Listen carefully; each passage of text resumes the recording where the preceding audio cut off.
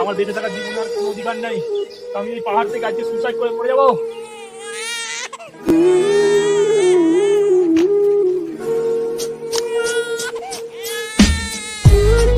আরে এই বাচ্চাটাকে এখানে কে রাখলো? দাদাকে জিজ্ঞাসা করি। দাদা, এই বাচ্চাটাকে ওই জঙ্গলে কে ফেলে রেখে গেছিল? আপনি কি জানেন এই বাচ্চাটা কার? তুমি এক কাজ করো, বাচ্চাটাকে আমার কাছে দিয়ে দাও। কেন? বলে বাবুলে শোনালে তোমাকে একা জঙ্গলে কে ফেলে দিয়ে গেছিল, আজ থেকে তুমি আমার কাছে থাকবে। আরে ওই দাদাটা না, ওই দাদাকে তো বাচ্চাটাকে দিলাম, এখনো কি করছে ওখানে? যাই যে দেখি তো। একটা বাচ্চা জোগাড় গেছে, বাচ্চার জন্য 5 লাখ টাকা লাগবে।